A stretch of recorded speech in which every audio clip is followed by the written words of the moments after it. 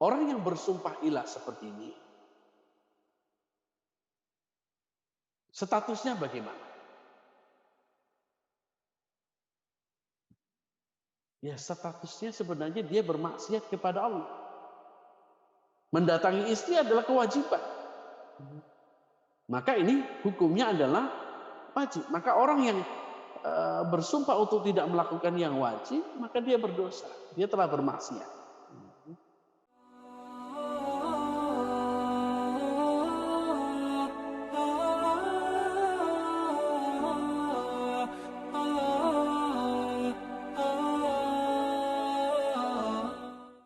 Assalamualaikum warahmatullahi wabarakatuh.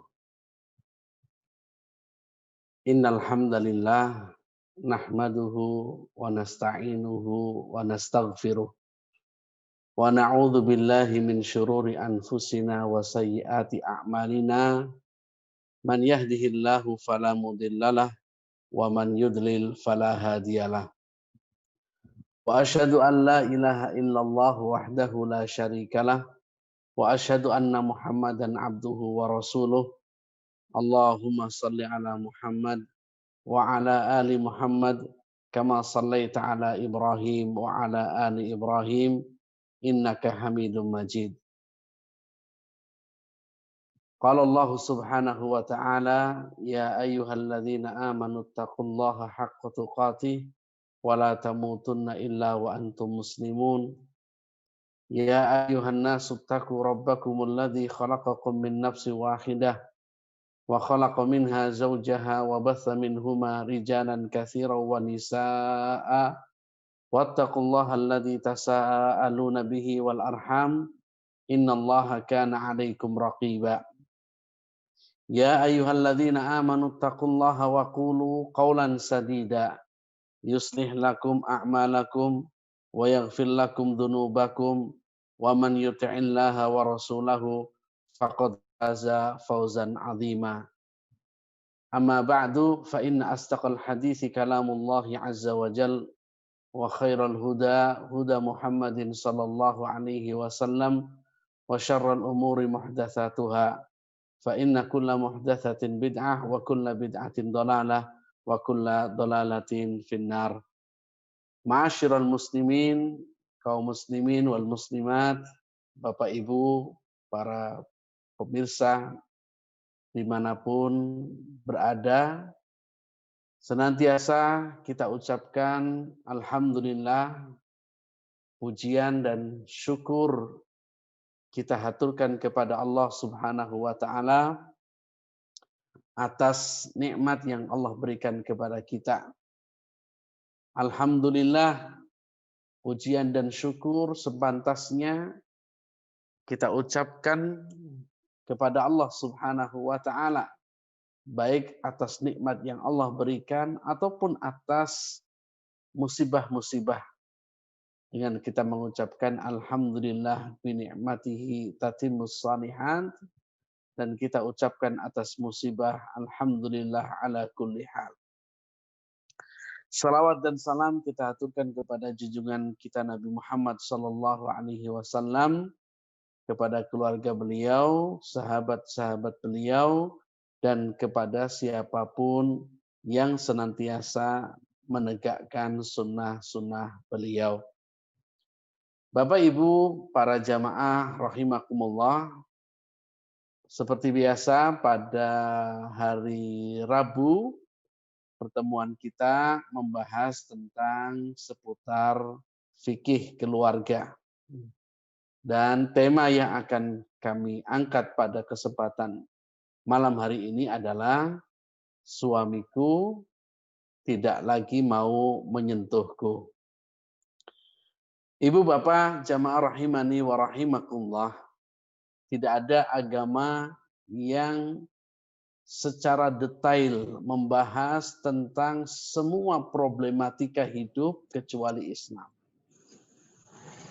Tidak ada satu agama pun yang membahas secara komplit, mulai dari segala macam yang dibutuhkan oleh manusia di dunia ini, kecuali agama Islam.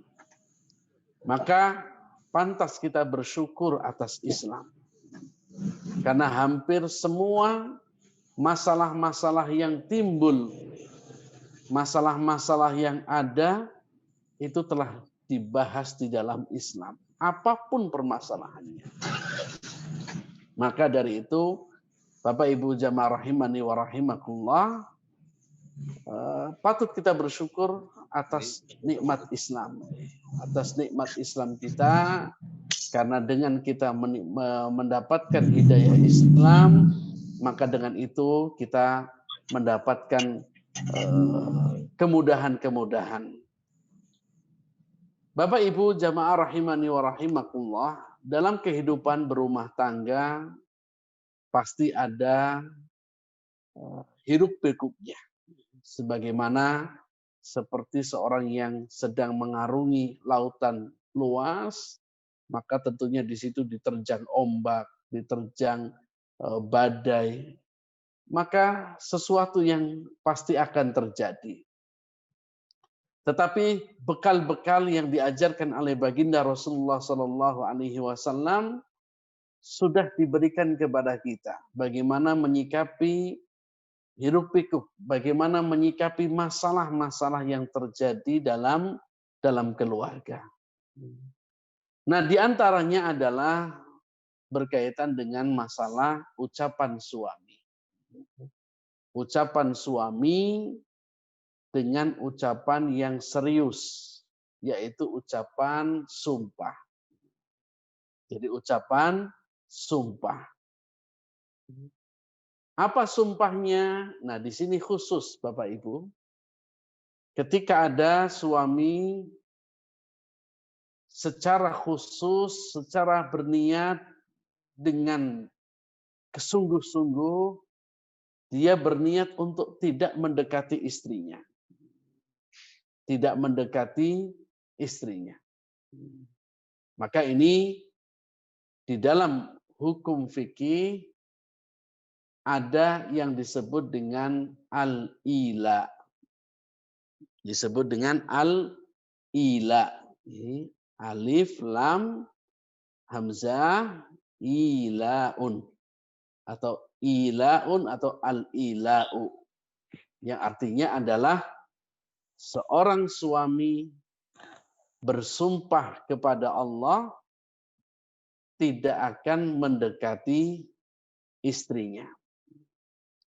Apakah ini terjadi? Oh, Bapak Ibu, ini di masa-masa seperti ini banyak sekali di dalam masyarakat, dalam rumah tangga terjadi hal-hal semacam ini.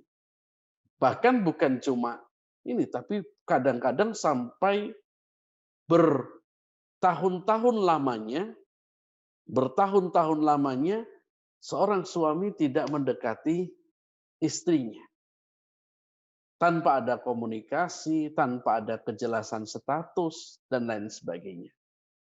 Nah, sehingga apa? Ini mengakibatkan adanya kezaliman dari atau adanya ketidak melaksanakan hak-hak dan kewajiban dari dua belah pihak. Suami tidak melaksanakan hak kewajibannya, istri juga tidak melakukan kewajiban sebagai istri. Dan itu semuanya berdampak pada kedua-duanya berdosa karena lalai terhadap hak dan kewajibannya masing-masing. Nah, Bapak Ibu yang kuliakan, pada kesempatan malam hari ini kita akan membahas bersama tentang hukum ila.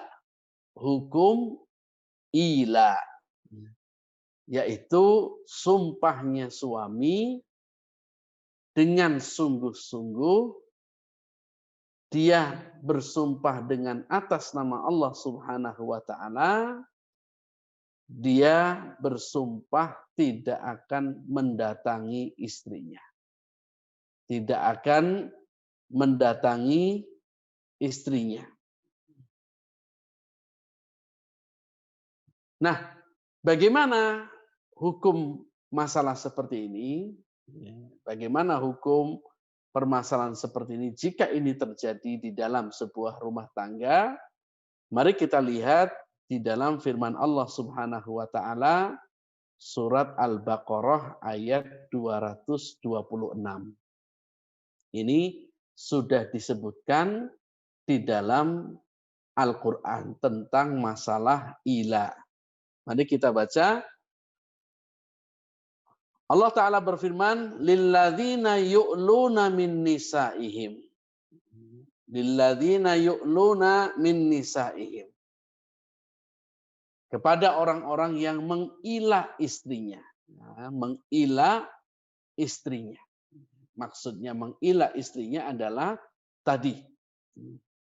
Dia bersumpah atas nama Allah dengan sungguh-sungguh tidak akan mendatangi istrinya. Itu namanya mengilah istrinya. Tarabbusu arba'ati ashhur. Maka keadaan sumpah seperti ini hanya boleh diberikan tangguh 4 bulan saja. Artinya kalau seandainya ini terjadi, maka maksimal sumpah ini hanya sebatas 4 bulan saja. Fa in fa'u, maka kemudian jika dia kembali kepada istrinya, artinya dia mencabut sumpahnya. Nah, nanti karena ini berkaitan dengan sumpah, nanti kita akan bahas tentang kafaratul yamin.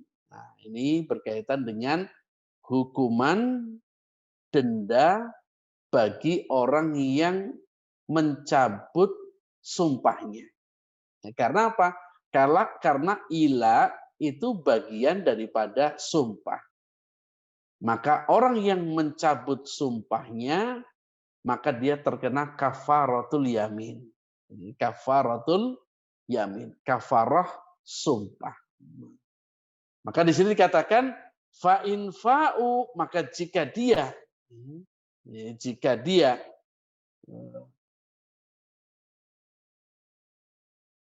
mendatangi istrinya atau dia mencabut sumpah tersebut, fa innallaha ghafurur rahim, maka sesungguhnya Allah Subhanahu wa taala Maha Pengampun lagi Maha Penyayang.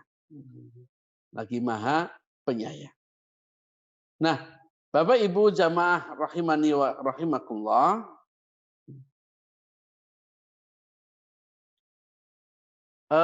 berbicara tentang masalah ila, maka kita akan menyambung dengan masalah yamin atau masalah sumpah. Masalah sumpah. Dan ini juga berkaitan dengan nanti, karena sumpah ini bermacam-macam. Ada sumpah, ada ilah, ada nanti nazar. Nah, dua-duanya atau ketiga-tiganya ini masuk dalam kategori sumpah. Jadi ada ilah satu, atau ada yamin sendiri. Itu adalah yamin itu sumpah itu sendiri. Kemudian ilah itu sendiri yang tadi sudah kita bahas. Kemudian yang ketiga itu adalah nazar. Nah, ketiga-tiganya ini adalah bagian daripada yamin, bagian daripada sumpah. Bagian daripada sumpah. Nah, Bapak Ibu jamaah rahimani wa rahimakumullah, kita lihat bagaimana Allah Subhanahu wa taala menyebutkan tentang orang yang bersumpah.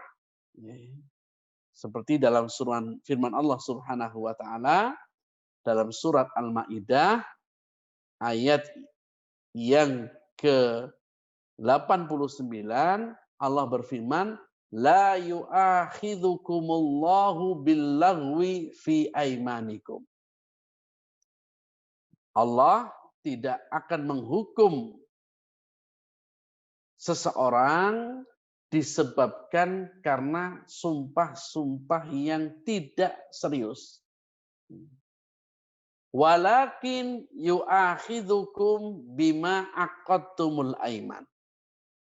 Akan tetapi Allah Subhanahu wa taala akan menghukum disebabkan sumpah-sumpah yang dengan maksud, dengan kesengajaan dan dengan sungguh-sungguh. Maka di sini Bapak Ibu yang kami muliakan, kalau mungkin yang pernah tindak haji atau umrah, orang Arab, orang Saudi itu dikit-dikit wallahi, wallahi. Jadi wallahi, wallahi seperti ini yang tidak dimaksudkan untuk bersumpah, maka tidak dianggap sebagai sumpah. Kenapa? Karena sumpah ini harus yang dengan niat betul. Harus dengan niat. Saya bersumpah demi Allah. Nah, ini dengan niat langsung. Adapun kalau kita lihat orang-orang Saudi, orang-orang Arab yang sedikit-dikit, wallahi ma'adri. Demi Allah saya nggak tahu. Demi Allah saya mau makan. Demi Allah saya mau minum. Maka demi Allah seperti ini tidak dimaksudkan di dalam hukum sumpah. Nah, ini berupa sumpah. Jadi sumpah ini adalah penekanan terhadap sesuatu dengan menyebutkan nama Allah atau nama sifat Allah. Maka disebut dengan aiman. Nah, disebut dengan aiman atau sumpah. Kenapa sumpah dikatakan sumpah? Aiman itu artinya adalah asal katanya dengan tangan kanan. Aiman itu yamin. Aiman itu asalnya adalah yamin, tangan kanan. Kenapa sumpah dikatakan tangan kanan? Karena dulu orang Arab ketika mereka bersumpah, mereka tangan kanannya saling numpuk. Ayo kita sumpah. Nah, kemudian tangannya ditumpuk. Nah, menumpuk tangan seperti tangan kanan ini maka disebut dengan aiman. Jadi aiman itu kemudian menjadi hukum yang disebut dengan sumpah. Aslinya adalah aiman itu tangan kanan. Jadi karena orang Arab ketika bersumpah tangan kanannya diletakkan di tangan kanan orang lain, lalu dia mengatakan wallahi, demi Allah, maka itu disebut dengan aiman. Nah, ini kalau sumpah. Nah, sedangkan ila tadi, ila itu juga sumpah. Ila itu bagian daripada aiman. Hanya saja ila ini sumpahnya khusus, spesifik. Sumpahnya ini khusus, spesifik. Apa sumpahnya? Sumpahnya adalah suami bersumpah dengan nama Allah untuk tidak mendatangi istrinya. Untuk tidak mendatangi istrinya. Nah, ini sumpah, tetapi ini khususan. Sumpah ini khususan. Maka sumpah seperti ini disebut dengan ila. Sumpah seperti ini disebut dengan ila. Lalu bagaimana dengan nazar? Nah, ini nazar beda lagi. Nazar ini beda lagi. Kalau nazar itu bagaimana? Kalau nazar artinya dia mewajibkan sesuatu yang sebelumnya tidak wajib. Dia bersungguh-sungguh. Kalau saya sembuh dari penyakit saya, maka saya akan umroh. Kalau saya berhasil lulus ujian ini, maka saya akan sholat tahajud 3 hari. Nah, Maka dia bernazar, dia bersumpah, tetapi dengan adanya konsekuensi. Jadi kalau misalkan kalau ternyata nggak lulus ya berarti tidak perlu apa namanya melaksanakan nadarnya. Tapi kalau ternyata kok eh, tapi kalau ternyata nadarnya itu kesampaian, misalkan kalau saya lulus saya mau sholat malam 3 hari. Nah, berarti kan kesampaian. Berarti terlaksana. Maka nadar seperti ini hukumnya wajib untuk dilaksanakan. Hukumnya wajib untuk dilaksanakan. Nah, ini perbedaan antara yamin, sumpah, kemudian ila, sumpah yang khususan tadi, dengan nadar. Dengan nadar. Tetapi ketiga unsur ini itu satu kesatuan dengan yang disebut dengan sumpah. Makanya kalau Bapak Ibu sudah belajar tentang fikih sumpah, maka kemudian akan mudah untuk belajar tentang nadar dan akan mudah belajar tentang fikih ilah. Kenapa? Karena sudah tahu tentang hukum tentang masalah sumpah. Jadi sebelum kita masuk ke bab ilah, sebelum kita masuk ke bab ilah, maka kita akan membahas dulu masalah sumpah. Kita akan membahas dulu tentang masalah sumpah. Tadi sudah kita sebutkan Bapak Ibu yang kami muliakan, sumpah ini tidak dianggap kalau dia hanya main-main. Seperti orang yang kebiasaan.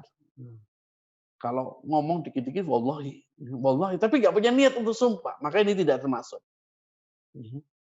Tidak termasuk. Tapi kalau dia betul-betul bersumpah, dia betul-betul berniat untuk bersumpah, lalu kemudian dia ingin mencabut sumpahnya tersebut, dia ingin mencabut sumpahnya tersebut, maka di situ terkena kafaratun nadar. Terkena kafarahnya nadar. Jadi terkena kafarah. Dia harus membayar kafaratnya nadar. Nah, kafaratnya apa? Kafaratnya nadar. Kafaratnya sumpah. Apa kafaratnya sumpah? Mari kita lihat firman Allah Subhanahu wa taala dalam lanjutan surat Al-Maidah tadi. La yu'akhidhukumullahu billaghwi fi aimanikum. Allah tidak akan menghukum kamu disebabkan sumpah-sumpah yang tidak kamu niatkan sungguh-sungguh. Walakin yu'akhidhukum bima aqadtumul aiman.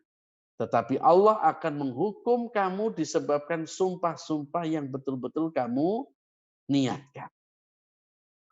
Kemudian Allah berfirman, fakafaratuhu. Maka orang-orang yang melanggar, mencabut sumpahnya, waktu saya tidak jadi. Saya tak cabut sumpahnya. Maka apa kafarah sumpah? Nah, ini yang harus dicatat betul-betul. Ada 4 kafarah sumpah. Dan nanti ini sama. Kafarahnya sumpah dengan kafarahnya ila dengan kafarahnya nadar itu sama. Dengan kafaratnya nadar sama.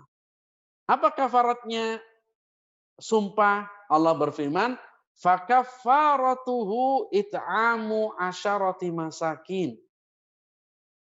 Maka kafaratnya sumpah itu adalah yang pertama. Yang pertama, it'amu asyarati masakin. Memberi makan 10 orang miskin.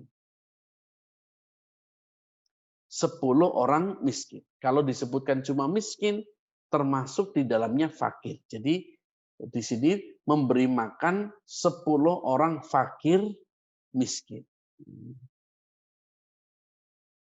Min awsati ma tut'imuna ahlikum. Ini Allah Subhanahu wa taala memberikan kriteria makannya seperti apa. Memberi makannya adalah makanan yang min awsati ma tut'imuna ahlikum. Makanan yang biasa kamu berikan kepada keluarga. Ini menunjukkan bahwasanya porsi memberi makan ini ya tergantung daripada keluarga tersebut, orang tersebut. Jadi, kalau dia dari keluarga mampu, biasanya kalau makan minimal dia makan makanannya yang harga di atas 30.000, maka ya dia harus memberi makan yang makanan yang harganya di atas 30.000 yang setiap hari dia beri makan kepada keluarganya. Nah, ini bagi orang-orang yang mungkin keluarganya tidak mampu, maka ya dia memberi makan seperti yang dia biasa beri makan kepada keluarganya. Kemudian au kiswatuhum. Nah, ini yang kedua. Jadi yang pertama, kafarahnya sumpah itu adalah memberi makan 10 orang fakir miskin. Yang kedua, kafarahnya adalah au kiswatuhum, atau memberi pakaian. Atau memberi pakaian. Nah, dalam masalah pakaian ini para ulama ada sedikit perbedaan. Yang jelas mereka mengatakan yang penting adalah yang bisa untuk menutup aurat. Jadi ya misalkan kalau di Indonesia maka pakaian itu ya seperti sarung dan baju kokonya. Sarung dan baju kokonya. Dan tidak cukup misalkan cuma ngasih peci tok, enggak bisa, karena ini belum menutup aurat. Atau sarungnya tok atau baju kokonya tok, maka harus satu setel.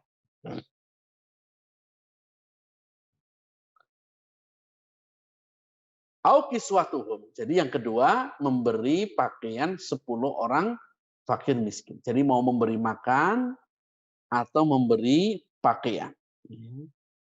Kalau mungkin dia punya warung makan, ya dia cukup ngundang fakir miskin 10 orang.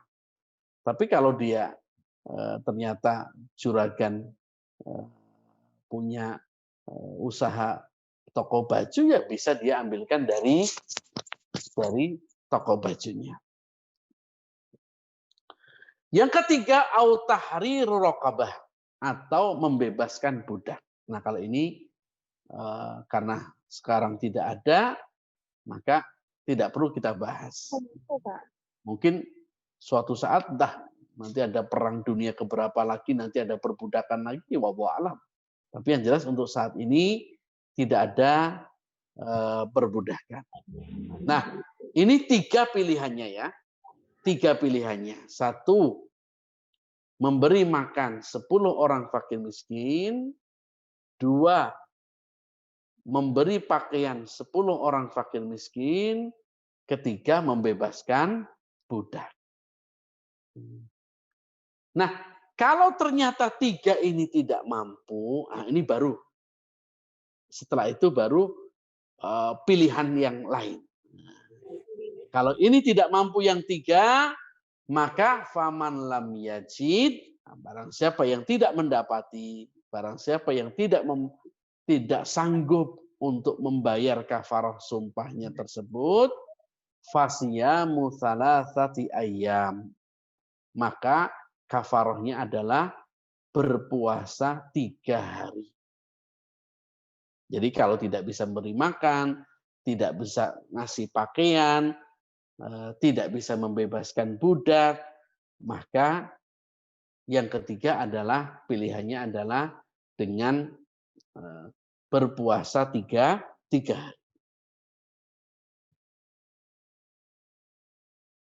Nah, dengan berpuasa 3 hari, apakah puasanya ini harus berurut-urutan? Para ulama khilaf dalam masalah ini. Sebagian mengatakan harus urut, tapi kalau lihat dari ayat ini tidak ada keterangan. Sehingga pendapat yang kuat adalah tidak harus urut. Yang penting berpuasa tiga hari. Berpuasa 3 hari. Nah, ini Allah Subhanahu wa taala katakan dalam ayat, "Dzalika kafaratu aimanikum idza halaftum." Ini adalah kafarah. Ini adalah tebusan. Ini adalah tebusan kafarah dari sumpah-sumpah yang kalian cabut. Dari sumpah-sumpah yang kalian cabut. Jadi Bapak Ibu yang kami muliakan, tadi kita sudah bahas tentang masalah sumpah. Kita bahas masalah sumpah. Sehingga nanti ketika kita sudah paham tentang masalah sumpah, maka nanti akan mudah kita membahas tentang masalah nazar atau membahas masalah ilah. Hanya saja ada catatan Bapak Ibu yang kami muliakan berkaitan dengan masalah sumpah. Apa catatannya? Ada dua keadaan di mana orang tidak wajib membayar kafarah sumpah ketika dia melanggar. Dia melanggar sumpahnya. Misalkan ini, demi Allah, saya tidak mau pakai sepeda motor lagi. Terus dia naik sepeda motor ternyata. Berarti kan melanggar. Maka dia membayar kafarah. Nah, kecuali dua keadaan. Yang pertama, kalau dia lupa atau tidak sengaja atau terpaksa. Dia lupa, tidak sengaja, atau terpaksa dia harus melanggar sumpahnya. Maka ini tidak dikenakan kafarah. Kenapa? Karena orang yang melanggar dengan 3 alasan tersebut, apapun perbuatan jika dilakukan dengan dasar 3 tersebut, maka itu dimaafkan oleh Allah Subhanahu wa taala. Sebagaimana Allah Subhanahu wa taala, sebagaimana Rasulullah SAW bersabda dalam hadis riwayat Ibnu Majah dan disahihkan oleh Syekh Albani rahimahullah, di mana Rasulullah mengatakan innallaha wada'a an ummati al-khata'. Sesungguhnya Allah menghapus kesalahan atas umatku jika dilakukan karena khata', tidak sengaja. Wan nisyan, atau karena kelupaan. Wa mastukrihu alaih, atau dia dipaksa untuk melakukan. Jadi ini kaidah ya Bapak Ibu. Kaidah apapun kesalahan kita,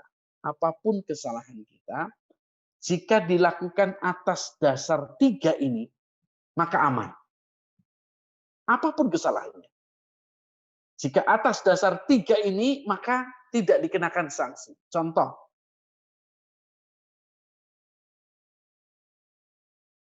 tidak tahu atau tidak sengaja. Tidak sengaja. Contoh kita terapkan dalam puasa.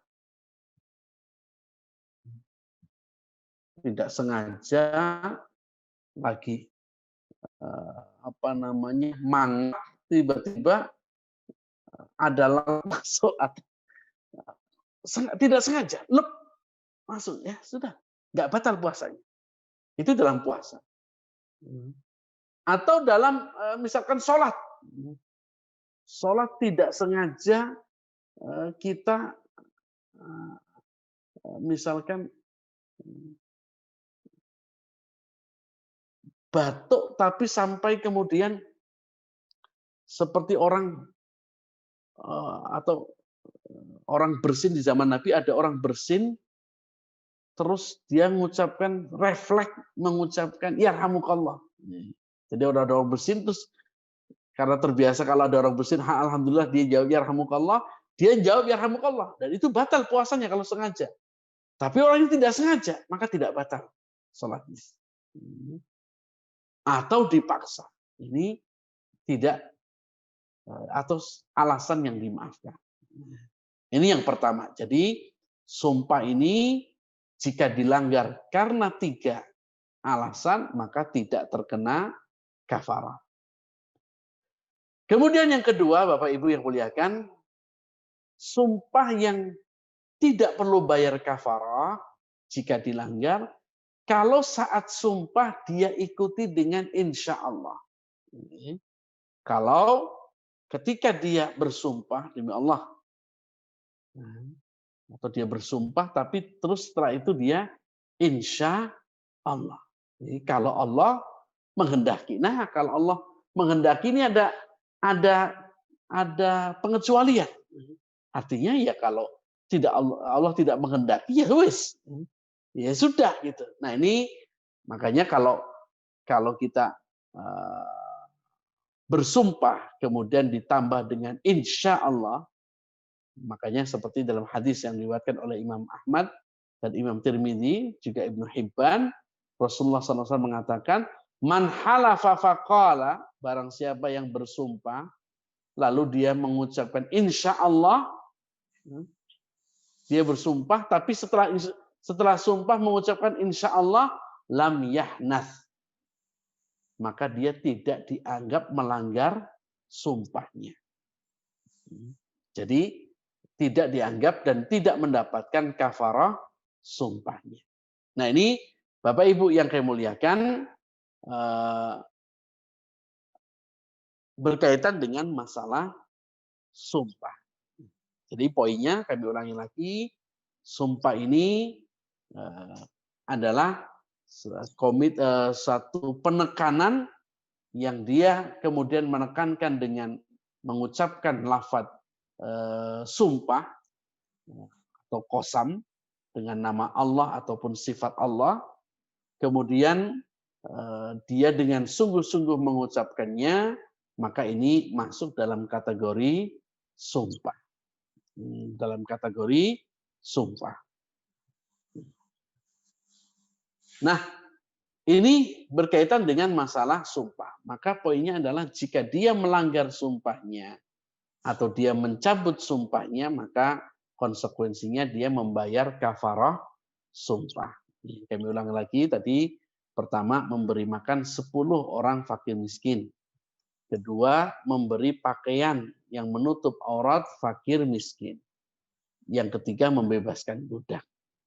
Kalau ini tidak mampu, tidak memiliki kemampuan, maka kafarah sumpahnya ini adalah dengan cara dia berpuasa 3 hari. Nah, Bapak Ibu jamaah rahimani wa rahimakumullah, yang jadi masalah ini kadang-kadang orang itu suka bersumpah, tapi dalam hati, Ustaz, saya itu sudah nadar mau seperti ini, tapi ternyata saya nggak bisa. Loh, nadarnya sudah diucapkan? Oh, belum, saya masih dalam hati. Nah, nadar dan sumpah itu harus diucapkan, harus sudah terucap. Kalau cuma SMS atau WA gimana? Itu sama. WA dengan SMS itu sudah termasuk ucapan. Jadi meskipun dia nggak ngomong, tapi dia nulis bersumpah, maka termasuk sudah diucapkan. Makanya para ulama mengatakan wala yasihun nadar illa bil qaul. Maka tidak disebut nadar, tidak bisa disebut dengan sumpah juga kalau belum sampai terucapkan. Masih di dalam hati, masih kerentek, masih baru sifatnya saya kemarin sudah mengalokasikan dana 1 juta. Ini tak, saya mau niatkan untuk fakir miskin. Tapi ini belum terucap, baru niat dalam hati tak, belum sampai terucap, belum sampai demi Allah, atau belum sampai dia bernadar demi Allah kalau saya sembuh maka saya akan bersedekah 1 juta kepada fakir miskin, belum sampai. Baru ketek saja. Maka kata para ulama di sini dalam Al-Majmu', Al-Imam An-Nawawi dalam Syarah Muhadzab, beliau mengatakan, ketika beliau ditanya, wa hal yasihun nazar bin niyah min ghairil qaul, apakah sah nazar hanya dengan niat tapi tidak diucapkan? Maka Imam An-Nawawi mengatakan, as-sahih bittifaqil ashab annahu la yasih illa bil qaul. Beliau mengatakan yang benar berdasarkan kesepakatan para ulama dalam mazhab Syafi'i, nazar itu tidak sah kecuali harus diucapkan. Kalau hanya niat semata itu tidak cukup. Itu tidak cukup. Maka di sini baik itu ucapan, baik itu sumpah ataupun nazar atau termasuk ila, maka syaratnya harus sudah keluar dari lisannya. Harus keluar dari lisannya.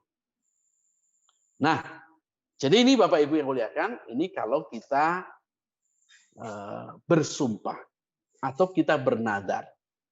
Lalu kita ingin menggugurkan nazarnya. Jadi kalau bersumpah lalu dia nyabut sumpahnya. Atau ketika dia bernazar ternyata nazarnya benar. Ternyata nazarnya, misalkan saya kalau sehat, kalau sembuh dari penyakit saya mau puasa 3 hari. Ternyata sembuh betul, maka harus puasa 3 hari. Kalau ternyata dia sudah sembuh tapi enggak juga kuat untuk puasa, maka dia harus membayar kafarah sumpahnya. Jadi nazar dengan sumpah ini memiliki sedikit persamaan. Hanya perbedaannya kalau nazar ini dia mewajibkan sendiri sesuatu yang sebenarnya tidak wajib. Itu nazar. Nah, kita kembali pada permasalahan bab kita adalah ketika seorang suami bersumpah, tapi sumpahnya ini berupa sumpah tidak akan mendekati istrinya. Tidak akan mendekati istrinya. Atau yang tadi kita sudah sebut dengan istilah fikih namanya al-ila. Karena Allah berfirman, lilladzina yu'luna. Lilladzina yu'luna. Kepada orang-orang yang mengilah istrinya. Yang dia bersumpah untuk tidak menggauli istrinya. Tidak mendekati istrinya. Nah ini perlu kita bahas pembahasan hukum-hukum seperti ini. Nah, Bapak Ibu jamaah rahimani wa rahimakumullah, ayat yang berkaitan dengan ilah tadi sudah kita bacakan, lilladzina yu'luna min nisaihim tarabbusu arba'ati ashhur. Jadi ternyata ilah itu hanya dibolehkan hanya sesaat saja. Hanya boleh sesaat. Berapa waktunya? Waktunya cuma arba'ati ashhur. Cuma 4 bulan saja. Cuma 4 bulan. Kalau dia bersumpah tidak akan mendatangi istrinya, maka hanya diperbolehkan sumpahnya ini hanya boleh untuk diterapkan. Hanya boleh dia boleh melakukan sumpahnya itu boleh. Misalkan ada masalah, ada sesuatu problematika dalam keluarga, lalu kemudian suami marah atau dia ingin memberikan pelajaran kepada istrinya, lalu dia bersumpah tidak akan mendekatinya, maka dia boleh untuk melakukan hal tersebut, tetapi hanya dalam batasan waktu. Berapa waktunya? Kata Allah, tarabbusu arba'ati ashhur. Dia hanya boleh memberikan tangguhan, tidak mendekati istrinya, tidak ngajak ngomong istrinya, tidak mendekati istrinya, tidak menggauli istrinya, hanya 4 bulan saja. Fa'in fa'u, jika dia kembali kepada istrinya, dan ini misalkan dia berpikir ulang, sebelum 4 bulan, baru 2 bulan dia berpikir ulang, lalu dia kemudian, ini bukan cerai ya, ini di luar cerai, ini bukan bab masalah talak. Jadi ketika suami bersumpah seperti ini tidak dimasukkan dalam bab talak. Cuma ada kaitannya dengan masalah talak nantinya. Tapi ini belum jatuh sebagai talak.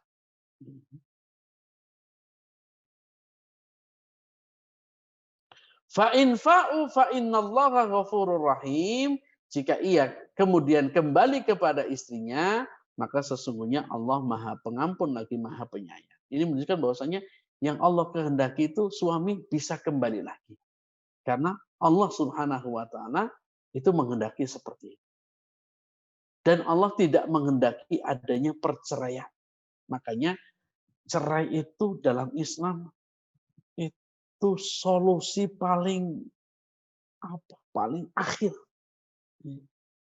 Sehingga jangan mudah sekali kalau kita dimintai tolong pendapat, dimintai saran, dimintai apapun. Jangan mudah-mudah untuk minta cerai aja. Nah ini hati-hati. Kenapa? Karena Allah sendiri ketika ada permasalahan seperti ini, Allah langsung menyatakan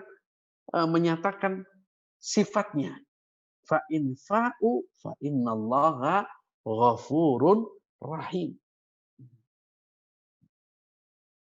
Ketika dia kembali kepada istrinya, maka sesungguhnya Allah Maha Pengampun. Ini ditunjukkan bahwasanya Allah aja memaafkan. Dan Allah punya rahim, kasih sayang. Kalau Allah saja memaafkan kesalahan kita, maka seyogianya kita pun seharusnya memaafkan sesama manusia. Nah ini Bapak Ibu berkaitan dengan masalah ila. Jadi ila ini sumpahnya suami kepada istrinya untuk tidak mendatanginya, untuk tidak mencampurinya selama lebih dari 4 bulan. Selama lebih dari 4 bulan. Sehingga Bapak Ibu yang kemuliakan, kalau kita definisikan, kita berikan penjabarannya, maka ila ini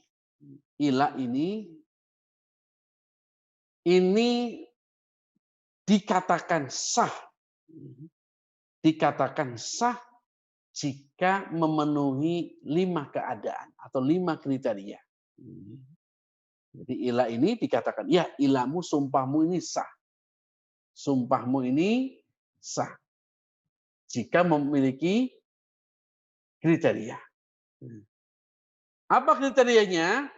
Yang pertama, suami memungkinkan untuk melakukan hubungan badan.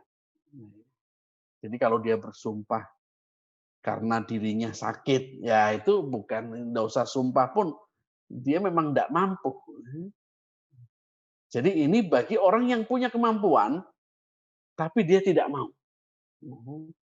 Dia punya kemampuan, tapi dia tidak mau. Maka suami yang tidak punya kemampuan fisik, kemampuan fisik, tidak punya kemampuan fisik, lalu dia mengilah, maka tidak termasuk ilah. Kenapa? Ya memang dirinya tidak Tidak mampu. Tidak usah sumpah pun dia sudah tidak akan mampu. Yang kedua, dia bersumpah dengan atas nama Allah. Atau dengan menyebutkan sifat Allah. Dengan mengucap wallahi, tallahi, billah. Ini hati-hati dengan masalah sumpah Bapak Ibu. Sumpah ini hanya boleh dengan nama Allah atau sifat Allah. Selain Allah, tidak boleh kita bersumpah selain Allah. Termasuk bersumpah dengan Al-Quran, sumpah demi Rasulullah, sumpah demi ini, nggak boleh. Makanya Rasulullah mengatakan, barang siapa yang bersumpah kepada selain Allah, faqad asyrak.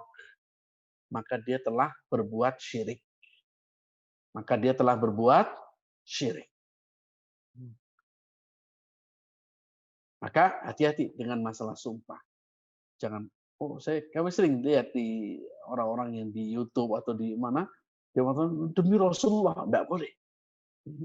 Tidak boleh bersumpah kecuali hanya dengan nama Allah. Barang siapa yang ingin bersumpah, maka bersumpahlah dengan Allah atau diam. Kalau tidak mau dengan nama Allah, maka diam. Kenapa? Karena Allah mengatakan, barang siapa yang bersumpah dengan selain nama Allah, faqad asyrak. Maka dia telah berbuat syirik atau faqad kafar. Dia telah berbuat sebuah perkara kekufuran. Maka hati-hati. Ini dalam perkara masalah sumpah. Tidak boleh bersumpah dengan ini, apalagi bersumpah dengan nama organisasinya, bersumpah dengan nama negara. Nah ini saya tidak tahu lafaz padamu negeri itu maksudnya sumpah, tapi mudah-mudahan ini bukan sumpah.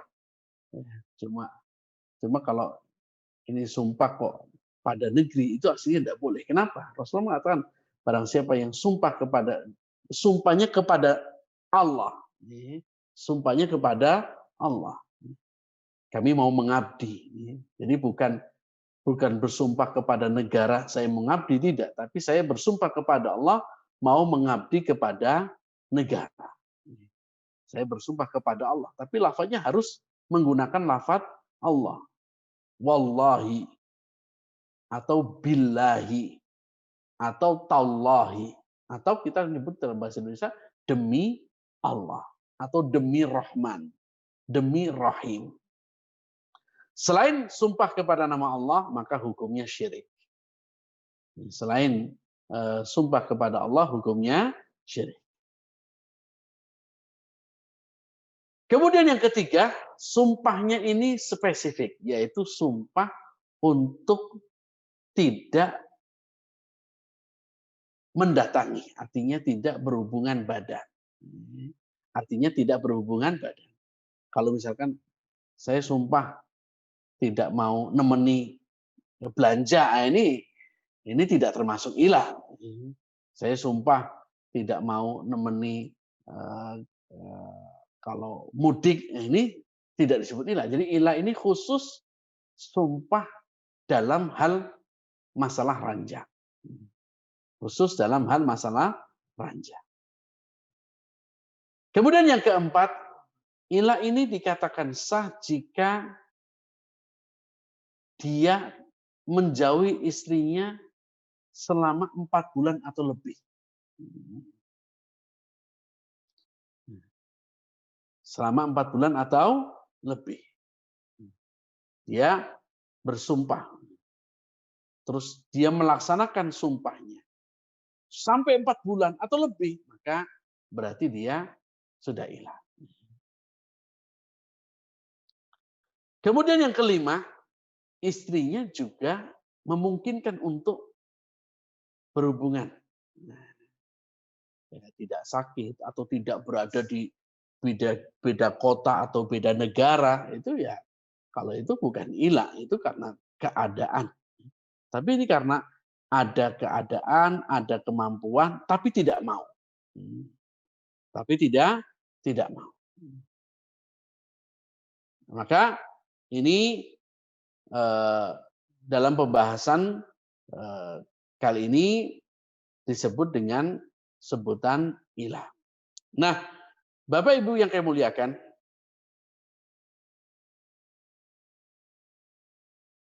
orang yang bersumpah ilah seperti ini, statusnya bagaimana? Ya, statusnya sebenarnya dia bermaksiat kepada Allah. Jadi orang yang bersumpah dengan sumpah ilah, dia tetap berdosa. Kenapa? Ya seperti orang yang misalkan dia meninggalkan kewajiban. Saya demi Allah saya tidak mau tidak mau sholat. Iya, itu dosa. Itu sebuah kemaksiatan. Mendatangi istri adalah kewajiban. Maka ini hukumnya adalah wajib. Maka orang yang bersumpah untuk tidak melakukan yang wajib, maka dia berdosa. Dia telah bermaksiat. Tetapi tetap yang namanya maksiat pun, kalau maksiat kok diikuti dengan sumpah, maka dia masuk dalam hukum sumpah. Sama dengan misalkan nazar. Nazar ini ada dua. Ada nazar yang baik, misalkan kalau saya sembuh, saya akan puasa. Ini kan baik. Ini kan nazar yang baik. Maka kalau dia sembuh betul, maka dia wajib hukumnya untuk puasa. Tapi ada nazar yang maksiat. Nazar yang maksiat. Contohnya, misalkan kalau besok hujan, saya tak mau nyuri mangga. Demi Allah kalau besok tidak hujan, saya tak nyuri mangga. Nah ini, kalau nyuri dosa nggak? Ya, nyurinya dosa. Tapi kalau dia nyuri, dia dosa. Seandainya tidak nyuri, maka dia harus membayar kafarah nazar. Kenapa? Karena dia telah bersumpah. Tetapi sebetulnya dia tidak boleh melaksanakan nazar. Kenapa? Ini nazar dalam rangka untuk maksiat. Nazar dalam rangka untuk maksiat. Maka Rasulullah mengatakan, la nazara fi maksiatin. Tidak sah nazar untuk maksiat. Wa kafaratuhu kafaratul yamin. Tapi kafarahnya tetap ada. Jadi orang yang bersumpah bernazar untuk maksiat itu tidak boleh dilakukan, tetapi tetap kena hukum kafarah. Ini sebagaimana disebutkan dalam hadis riwayat Abu Dawud. Kemudian Rasulullah SAW juga bersabda, "Man nadzara an yuti Allah falyuti'hu." Siapa yang bernazar ingin melakukan ketaatan kepada Allah, maka lakukanlah.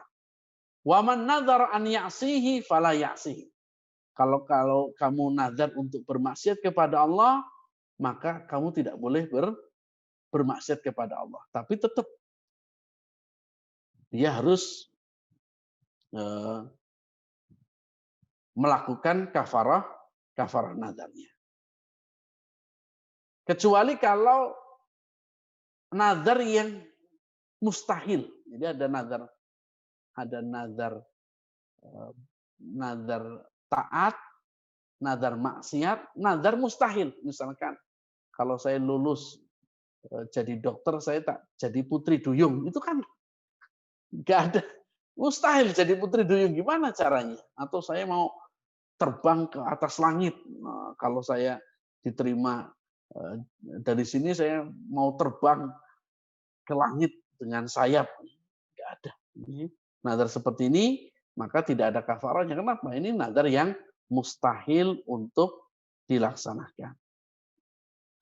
Nah, jadi Bapak Ibu yang muliakan, suami yang melakukan ilah, maka sebenarnya dia telah melakukan dosa. Telah melakukan pelanggaran. Maka konsekuensinya apa? Konsekuensinya adalah dia harus membatalkan nadarnya. Dia harus membatalkan nadarnya atau dia harus membatalkan sumpahnya.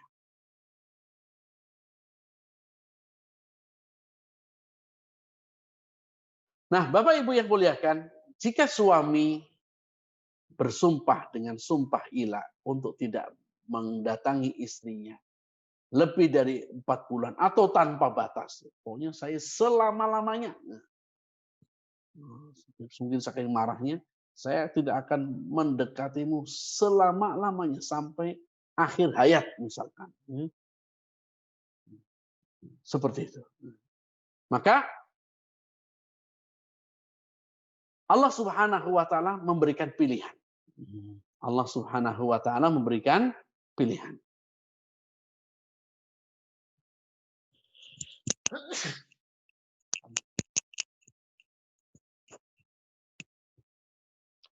Nah, pilihannya adalah yang pertama dibatalkan sumpahnya.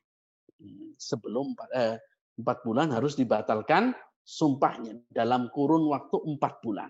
Dia dikasih waktu selama 4 bulan.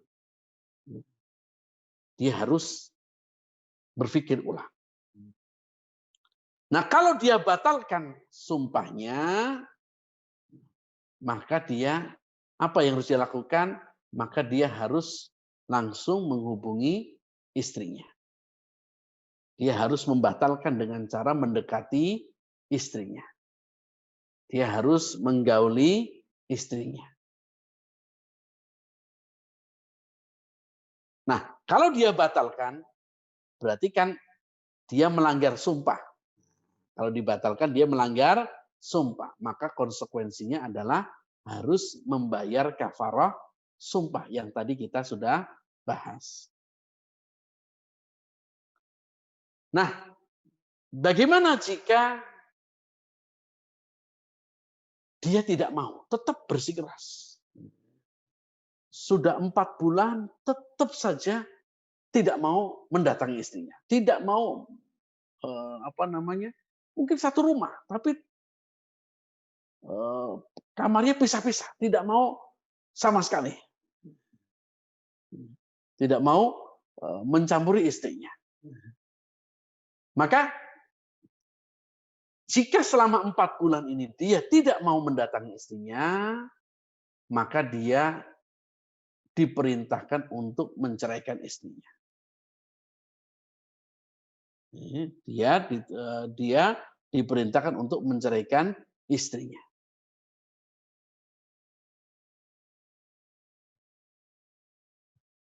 Nah,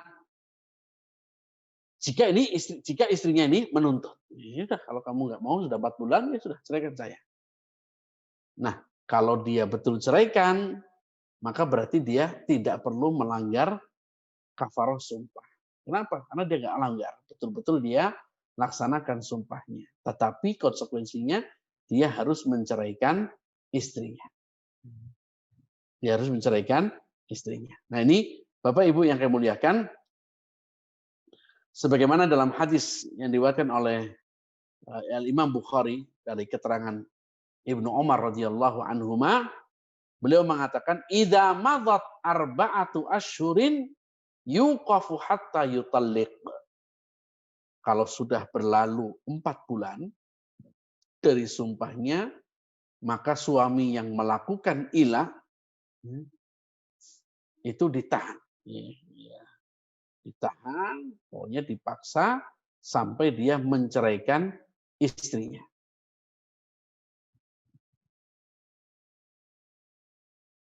Dan ini tidak bisa otomatis cerai. Ini lain. Makanya di sini untuk ilah ini tidak bisa langsung otomatis cerai. Tidak bisa. Sampai suaminya mengatakan cerai. Sampai suaminya mengatakan cerai. Wala yaqa'u alaihi talaq hatta yutalliq.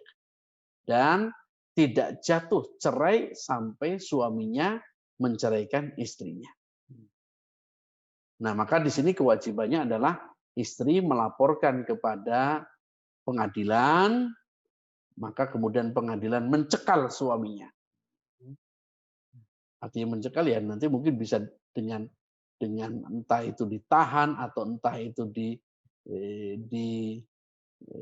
dikasih peringatan untuk menentukan. Untuk menentukan. Apa pilihannya? Ya, pilihannya cuma dua. Kembali ke istrinya dengan melakukan hubungan suami istri, atau pilihannya adalah ceraikan istrinya. Ceraikan istrinya.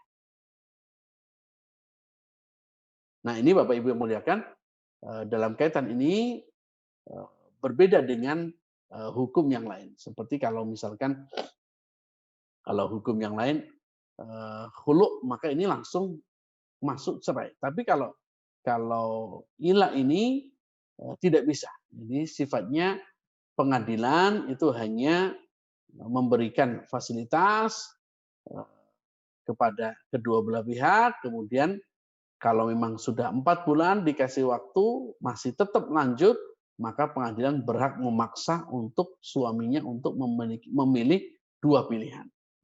Kembali pada istrinya atau dia ceraikan istrinya. Nah ini Bapak Ibu yang muliakan, ini yang berkaitan dengan masalah ila tadi. Ini perlu diingat Bapak Ibu yang muliakan bahwa ini adalah hukum yang Allah Subhanahu wa taala tetapkan. Dan ini Allah menetapkan pasti terjadi pada manusia. Pasti terjadi pada manusia. Dan ini banyak yang seperti ini. Banyak yang terjadi seperti ini, tapi karena tidak tahu hukumnya, sehingga dia akhirnya banyak yang bertahun-tahun menggantungkan nasib istrinya. Kami pernah di salah satu pengajian waktu kami di Bantul, itu ada yang serumah, Masya Allah, dia serumah, tapi sudah selama 2 tahun, itu sendiri-sendiri. Jadi serumah, tapi yang masak sendiri-sendiri. Pokoknya ya kerja ya masing-masing sendiri. Tidak saling menafkahi, tidak saling tidak saling tegur sapa. Tapi satu rumah. Ini saya juga heran. Ini kok bisa ya orang-orang hidup seperti ini dengan ketidakjelasan. Maka harus dijelaskan, harus secara jelas, nggak boleh digantung. Tidak boleh digantung. Maka kamu katakan cerai atau kamu kembali. Jadi supaya apa? Supaya suami tidak berdosa. Karena dia meninggalkan kewajibannya sebagai suami, si istri pun tidak berdosa karena dia meninggalkan kewajiban sebagai istri. Nah, biasanya mohon maaf Bapak Ibu yang muliakan, ini alasannya adalah karena anak. Karena anak. Ini demi anak ya. Kalau demi anak ya harusnya mereka